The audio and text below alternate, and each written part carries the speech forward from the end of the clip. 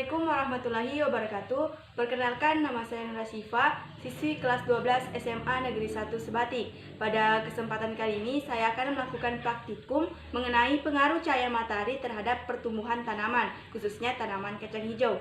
Ingin tahu lebih lanjut? Saksikan videonya ya.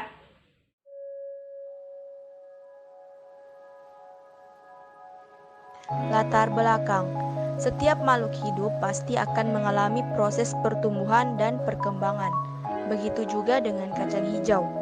Perkecambahan kacang hijau juga relatif cepat pada beberapa media tanam dan kondisi lingkungan, sehingga saya tertarik untuk melakukan inovasi pada kacang hijau, salah satunya kecambah, dikarenakan adanya beberapa pandangan dalam masyarakat mengenai cepat lambatnya proses pertumbuhan oleh cahaya matahari.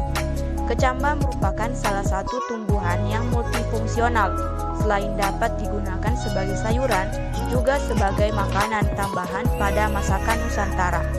Dalam penelitian ini, saya mencari tahu adakah pengaruh cahaya matahari terhadap perkecambahan biji kacang hijau.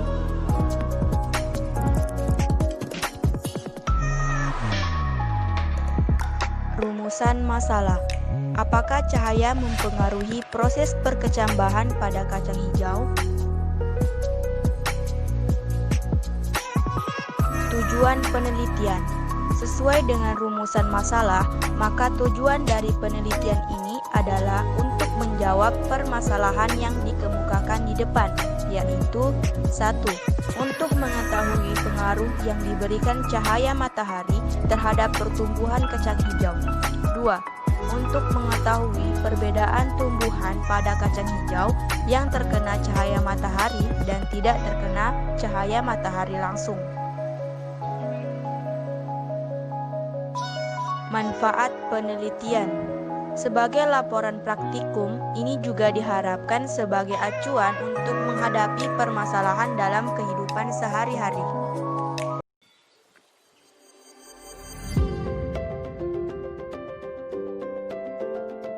Landasan teori. Pertumbuhan merupakan proses pertambahan ukuran atau volume serta jumlah sel secara irreversibel atau tidak dapat kembali ke bentuk semula. Sedangkan perkembangan merupakan proses terspesialisasi sel menuju ke bentuk dan fungsi tertentu yang mengarah ke tingkat kedewasaan yang bersifat kualitatif atau tidak dapat dihitung dan irreversibel. Pertumbuhan pada tanaman melalui 3 tahap, yaitu perkecambahan, pertumbuhan primer, dan pertumbuhan sekunder. Perkecambahan dimulai dengan masuknya air ke dalam biji dan berakhir masa dormasi pada biji atau ditandai dengan munculnya akar dan batang pertama kali. Perkecambahan dibedakan menjadi 2, yaitu perkecambahan hipogeal dan epigeal. Perkecambahan pada tanaman kacang hijau termasuk ke dalam perkecambahan epigeal, yaitu pertumbuhan memanjang dari hipokotil yang menyebabkan kotiloidon dan plumula keluar ke atas tanah. Kemudian, tahap pertumbuhan primer. Pertumbuhan primer merupakan pertumbuhan pada embrio, ujung batang, dan ujung akar. Selanjutnya, tahap pertumbuhan sekunder. Pertumbuhan sekunder merupakan aktivitas kambium yang membentuk xilem sekunder dan floem sekunder. Tumbuhan memerlukan jumlah cahaya yang berbeda untuk proses fotosintesis. Namun, jumlah cahaya yang berlebihan dapat menghambat pertumbuhan karena merusak kerja hormon pertumbuhan atau auksin. Fungsi utama hormon auksin adalah sebagai pengatur pembesaran sel dan memacu pemanjangan sel di daerah belakang meristem ujung tumbuhan yang mendapat cahaya kurang atau di tempat gelap akan terjadi pertumbuhan yang sangat cepat. Tetapi daun kecil dengan warna hijau muda dan batang akan beruas-ruas panjang atau biasa disebut etiolasi.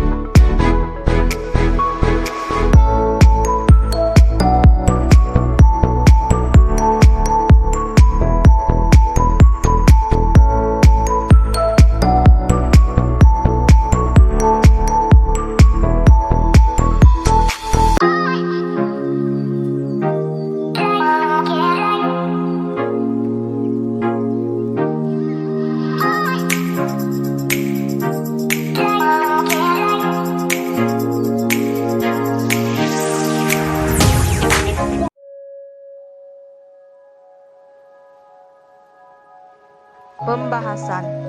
Berdasarkan pengamatan yang dilakukan, telah menunjukkan bahwa terdapat perbedaan pertumbuhan dan perkembangan di tempat yang terkena cahaya atau terang dan yang tidak terkena cahaya atau gelap.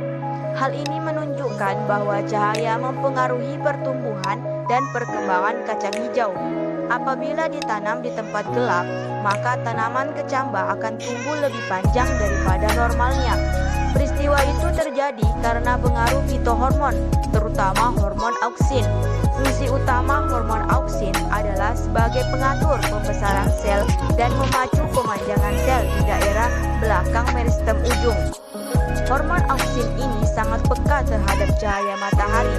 Bila terkena cahaya matahari, hormon ini akan terurai dan rusak. Pada keadaan yang gelap, hormon auksin ini tidak terurai sehingga akan terus memacu pemanjangan batang. Akibatnya, batang tanaman akan lebih panjang jika ditanam di tempat yang gelap, tetapi dengan kondisi fisik tanaman yang kurang sehat. Akar yang banyak dan lebat, batang terlihat kurus tidak sehat, warna batang dan daun pucat, serta kekurangan klorofil sehingga daun berwarna kuning yang disebut etiolasi. Jika ditanam di tempat terang, maka kecamba akan tumbuh lebih pendek daripada yang ditanam di tempat gelap. Peristiwa itu juga terjadi karena pengaruh fitohormon, terutama hormon auksin. Seperti yang telah dijelaskan di atas, hormon auksin ini akan terurai dan rusak, sehingga laju pertambahan tinggi tanaman tidak terlalu cepat. Akibatnya, batang tanaman akan lebih pendek, tetapi dengan kondisi fisik tanaman yang sehat, subur, batang terlihat gemuk, daun terlihat segar dan berwarna hijau, serta memiliki cukup klorofil. Kesimpulan. Dari hasil penelitian pengaruh faktor cahaya terhadap pertumbuhan dan perkembangan biji kacang hijau, dapat disimpulkan bahwa cahaya dapat mempengaruhi proses pertumbuhan dan perkembangan tanaman. Proses pertumbuhan dan perkembangan tumbuhan membutuhkan cahaya, namun banyak sedikitnya cahaya yang dibutuhkan tiap tumbuhan berbeda-beda. Begitu pula dengan tumbuhan kacang hijau. Dari penelitian yang telah dilakukan terhadap pertumbuhan dan perkecambahan biji kacang hijau yang diletakkan di tempat gelap dan terang akan mempunyai perbedaan. Biji kacang hijau yang terkena cahaya matahari secara langsung atau terang, pertumbuhannya lebih lambat, daunnya lebar dan tebal, berwarna hijau, batang tegak dan kokoh. Sedangkan biji kacang hijau yang tidak terkena cahaya matahari atau gelap, pertumbuhannya lebih cepat tinggi atau biasa disebut etiolasi. Daunnya tipis, berwarna pucat dan batang melengkung, tidak kokoh. Hal ini terjadi karena cahaya memperlambat atau menghambat kerja hormon auksin dalam pertumbuhan meninggi atau primer, sehingga dapat disimpulkan bahwa hipotesis yang telah dibuat sebelumnya telah benar.